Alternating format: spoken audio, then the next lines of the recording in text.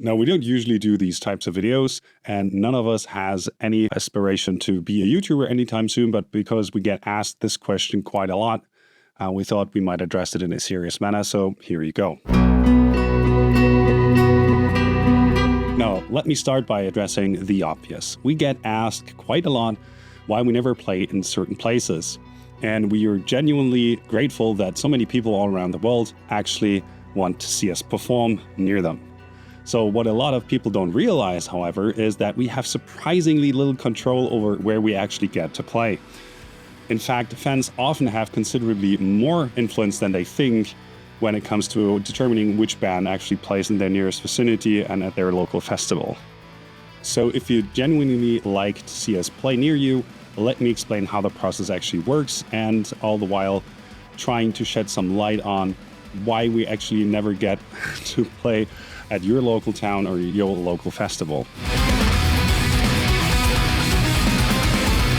So first, I think I should probably address the elephant in the room, which is just basic metrics. At concerts, a lot of musicians that we're friends with and a lot of other bands, they ask us why we don't play at Wacken or Summer Breeze or this, that, or the other festival, even though we do have 40,000 Spotify listeners monthly. Truth of the matter is that after a new release, which was the most recent, 2024's Stories to Forget, we even peaked at 70,000 monthly listeners on Spotify. And while those numbers are actually quite accurate, they're also somewhat deeply misleading, because if you look at them in isolation, they paint a very different picture. So compared to several of my favorite German bands, we actually attract a larger monthly audience on the streaming services.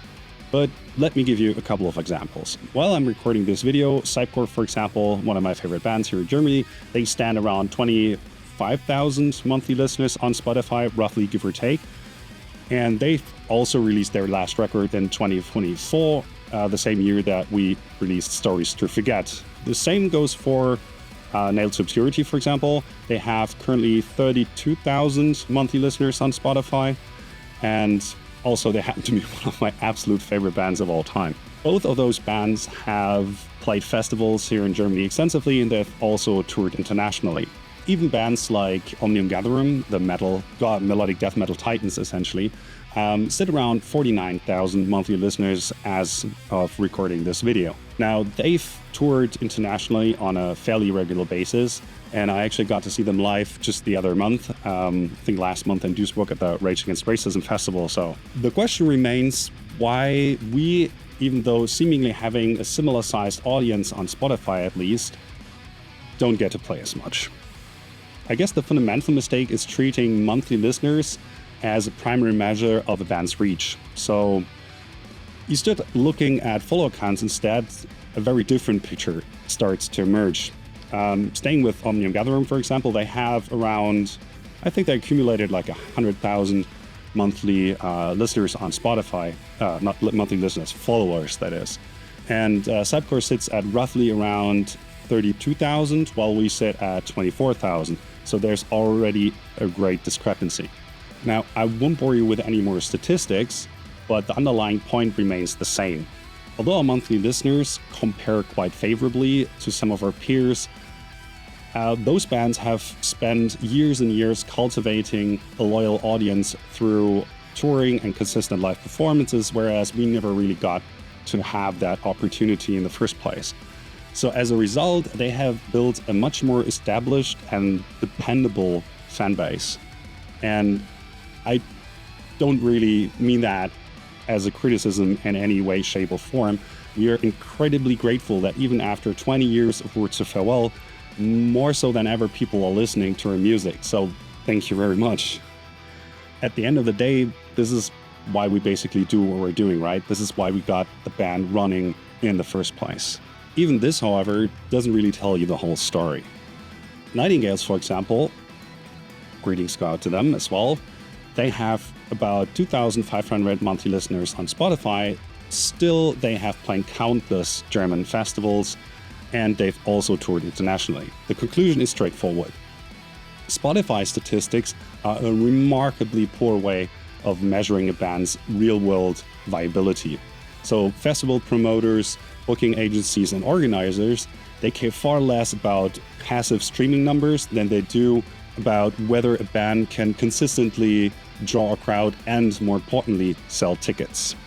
Festival or concert promoters virtually assume all the financial risk associated with an event. So they pay the artists, they rent the venues, they hire production crews, they provide security, arrange accommodations and catering, cover insurances, and they also invest heavily in marketing to actually break even. So before a single ticket is even sold, tens or even hundreds of thousands of euros may have already been spent. Naturally, so they're looking to minimize that risk, right? Although Spotify and streaming in general, as well as social media, have somewhat democratized the music industry, the live music industry, on the other hand, is very much still, to a very large extent, driven by relationships. So personal connections, professional reputation, and long-standing relationships, or simply knowing the right people, very much still matters in that industry. Don't get me wrong, while we certainly have made some good, valuable connections over the years, they haven't been enough to facilitate any sort of major breakthrough since probably 2016. We've been fortunate enough to play festivals like Orchards, for example, Ruhrpott Metal Meeting, Dome Open Air, Bahn and Blut recently, and the Carmageddon Festival, which we're gonna play again next year in Norway. And those remain some of our most valuable memories in the band, essentially because we get to play together, share the stage with other great artists, and get to meet a hell of a lot of awesome people out there. So, but also those are very far and few between.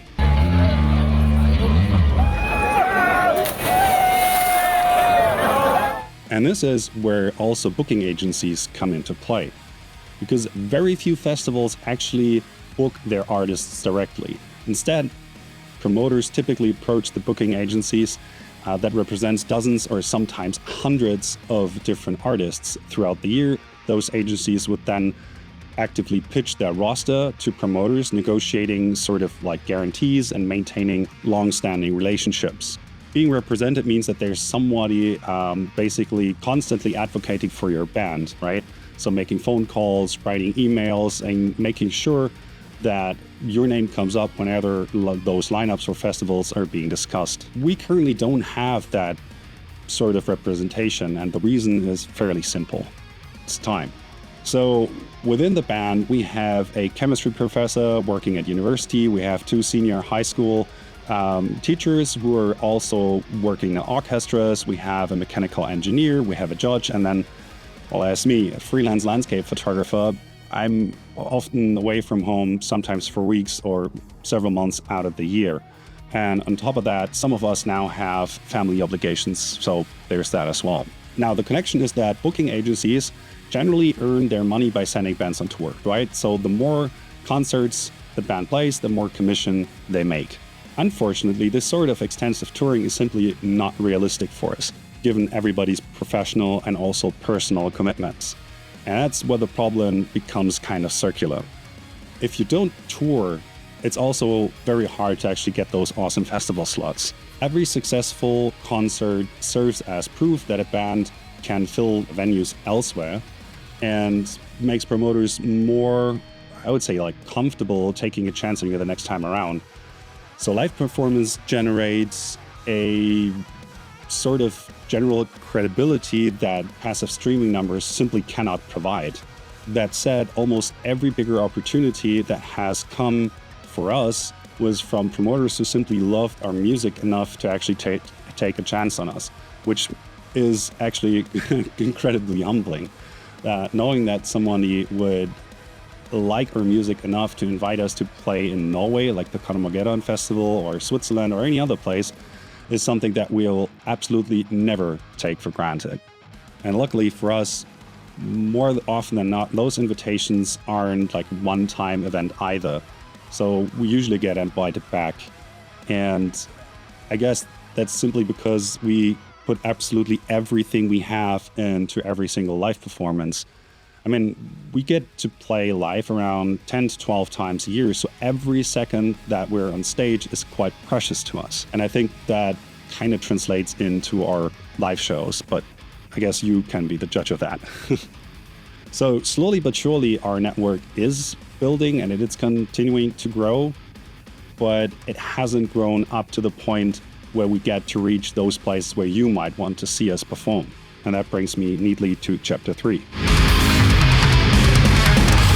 Because this is where you as fans have far more influence than you might realize. Because every ticket you buy, every festival where you request us, every time you attend a show wearing a t-shirt of ours, every social media post that you share, and probably every friend that you convince to come out with you, basically gives promoters tangible evidence that there is, in fact, a loyal audience waiting for us. And those signals carry far more weight than a couple of thousand streaming numbers on YouTube or Spotify or even in likes on Instagram. While we get the feeling that, oh, people might be actually interested in us, that's not enough to get a promoter to actually book us. And also they carry certainly way more weight than us simply asking a promoter to book us. That's not how this works. Because after all, what band wouldn't want to actually play that awesome festival gig or support their favorite artist on a touring cycle, right? Every band wants those opportunities. So what matters isn't what the band wants, it's whether or not the promoters actually believe that enough people want to actually see the band. So I guess what I'm trying to say is this. If you genuinely like us to perform near you, show promoters that there is in fact an audience waiting. Request us at your local festival when they ask for lineup suggestions, mention us to venues, tell your friends about us, and if we happen to play somewhere around in your area, just show up and enjoy the good time, right? Because in the live industry, demand isn't really measured by how many people listen, it's measured by how many people do show up. So I hope you found this interesting. It's just that we thought that we might share our perspective on this matter. And if you happen to see us somewhere out on the road, say hi, have a beer with us, and enjoy the show. I can say that there's more music coming this year, so probably we'll have some more live opportunities in the next months and years, hopefully.